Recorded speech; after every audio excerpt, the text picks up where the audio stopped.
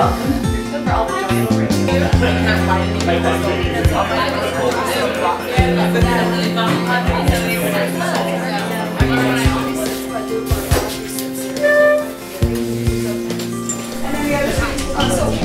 Welcome to a conversation about social media and pedagogy. This is Comms 505, Definitions of Media and Technology 1. And here's the agenda on the board, if you can read it. I didn't come into the classroom with any preconceived notions of what would happen, honestly. And what I was struck about was the level of intelligence and the level of engagement that the students had in dealing with the complex issues related to social and policy issues related to social media. I think back to when I was in grade 9 and I took like technology class or whatever.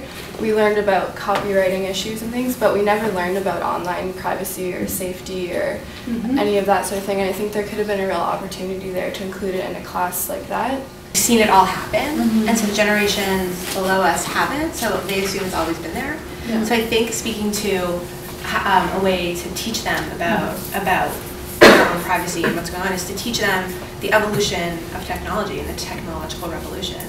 And I think showing them that what it was like before and showing them what they have now will make them maybe more engaged in what they have and what they have to lose. And the youth are definitely tapping into it more than ever. It should be, I believe it should be implemented in the school system earlier than later.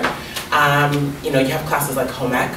I don't see why there shouldn't be classes like digital literacy, or just to teach the youth the basic knowledge of the like privacy policies, just basic things. The conversation was very interesting and very lively, and I think great things were said in the conversation, and I think even more exciting were the breakout groups that we had that engaged the students with some of the administrators within the university that are tasked with dealing with students and trying to think of approaches of using social media for pedagogy or also for recruitment and training. And I think those more informal breakout groups were the most exciting. And it also evened the playing field.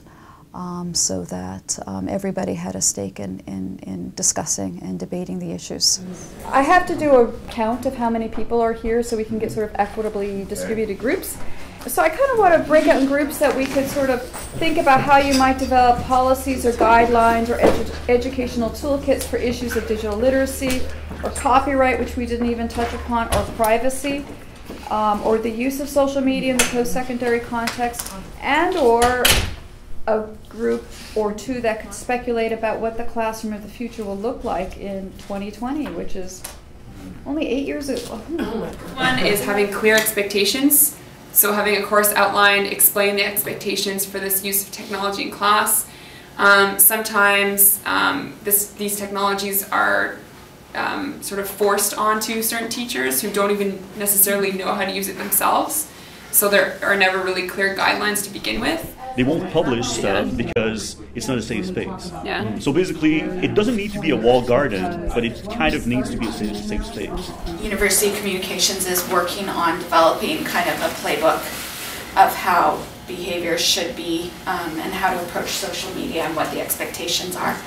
And the fact that it's going to be constantly in flux, so the playbook needs to be something that is more about behaviors and approaches, so that it's not just black and white rules, because the minute you make it about black and white rules, there's always going to be an exception to the rule. But what we did discuss is an issue that that communications is grappling with, and that's the use of the brand in social media. So can anyone really set up an @Concordia or Twitter account or a Concordia Facebook account and be conducting social media on behalf of the university?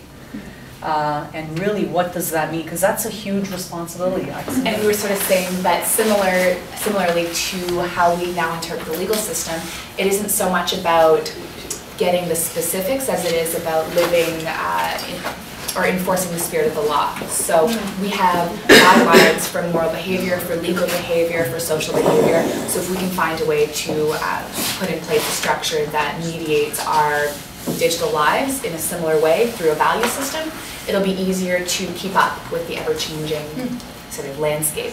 Like you will be going to Facebook for one thing and then Twitter to another thing, and like, there's just going to be this like whether it's going to be Facebook or whether it's going to be Twitter, it's going to be something we haven't seen yet. There's going to be one place where your social life, and your connection, and your it will be more streamlined. Do you think there's going to be only one dominant social media? They're definitely going to be all, it's going to be interconnected to the point where you don't even really, like you said, log into just Facebook. You're just logging in, and it's like they're all there. Social media won't exist. Yeah, it's not going to be social media. Yeah. It's going to be media. It's going to be communication. It's going to be the way. It's not going to be so separate from your life. My hope is that we have sparked a conversation with university administrators and support staff and students about the complex array of social media within the classroom for pedagogy and for other uses within the university context.